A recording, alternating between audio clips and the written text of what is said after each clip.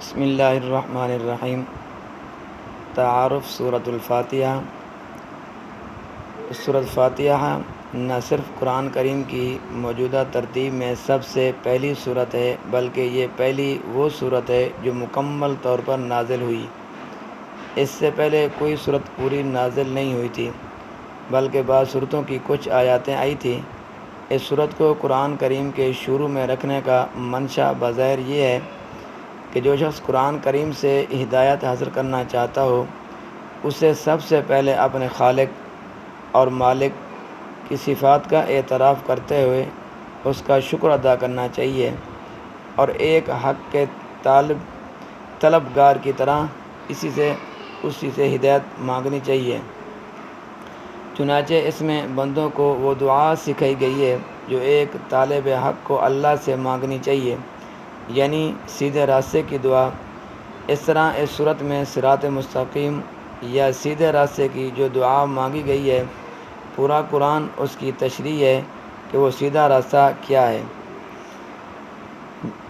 دور و مدار انسان کے اعمال کا عقائد کے اوپر ہے۔ اگر آدمی کے عقائد صحیح ہیں، اگر آدمی کا عقیدہ صحیح ہے تو اس کے اعمال بھی صحیح ہوں گے۔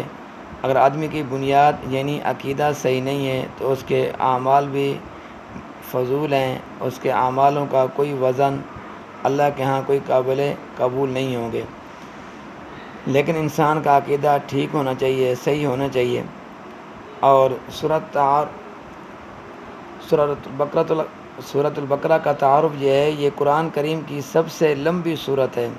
اس کی آیات 7 تا 73 میں اس گائے کا واقعہ مذکور ہے جسے ذبح کرنے کا حکم بنی اسرائیل کو دیا گیا تھا۔ اس لیے اس سورت کا نام سورۃ البقرہ ہے، کیونکہ بقرہ عربی میں گائے کو کہتے ہیں۔ اس سورت کا آغاز اسلام کے بنیادی عقائد یعنی توحید، رسالت اور آخرت کے بیان سے ہوا ہے۔ اسی ضمن میں انسانوں کی 3 قسمیں ہیں، یعنی بعض لوگ وہ ہیں جو پکے مومن ہیں، اور بعض لوگ وہ ہیں جو پکے کافر ہیں، اور ان میں سے بعض وہ ہیں جو بظاہر تو مسلمان ہیں لیکن اندر کیا ہے، نفاق رکھتے ہیں، منافق لوگ ہیں۔ پھر حضرت آدم علیہ السلام کی تخلیق کا واقعہ بیان فرمایا گیا ہے تاکہ انسان کو اپنی پیدائش کا مقصد معلوم ہو۔ اس کے بعد آیات کے ایک طویل سلسلے میں بنیادی طور پر خطاب یہودیوں سے ہے جو بڑی تعداد میں مدینہ منورہ کے آس پاس آباد تھے۔ ان پر اللہ تعالیٰ نے جو نعمتیں نازل فرمائی ہیں اور جس طرح انہوں نے ناشکری اور نافرمانی سے کام لیا ہے، اس کا مفصل بیان ہے۔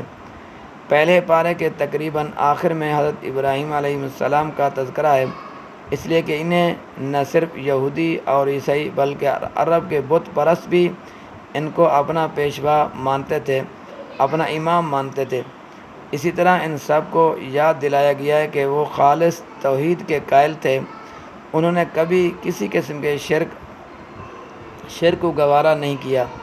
اسی ضمن میں بیت اللہ کی تعمیر ہے اور اسے قبلہ بنانے کا موضوع زیر بحث آیا ہے۔ دوسرے پارے کے شروع میں اس کے مفصل احکام بیان کرنے کے بعد اس صورت میں مسلمانوں کی انفرادی اور اجتماعی زندگی سے متعلق بہت سے احکام بیان فرمائے گئے ہیں، جن میں عبادات سے لے کر معاشرت، خاندانی امور اور حکمرانی سے متعلق بہت سے مسائل داخل ہیں۔ اللہ تبارک تعالیٰ میرا اور آپ کا حامی و ناصر ہو۔